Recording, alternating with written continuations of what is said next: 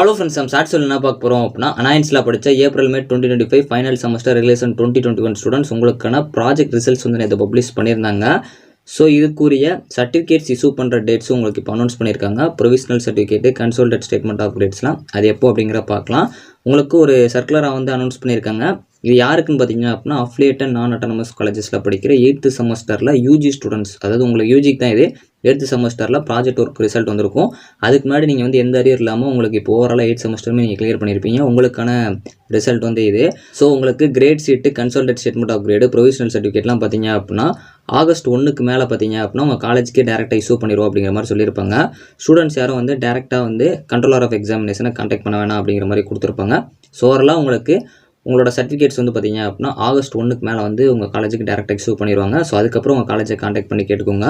So இதில் நிறைய பேருக்கு அரியர்ஸ் இருக்கிற ஸ்டூடெண்ட்ஸ்க்கு என்ன ப்ரோ அப்படின்னு கேட்டிங்கன்னா, உங்களுக்கு அரியர் ரிசல்ட் வந்ததுக்கப்புறம் நீங்கள் அதை கிளியர் பண்ணிட்டீங்க அப்படின்னா, எல்லா சப்ஜெக்ட்டுமே நீங்கள் கிளியர் பண்ணிட்டீங்க அப்படின்னா உங்களுக்கு தனியாக வந்து இந்த நோட்டிஃபிகேஷன் வரும்.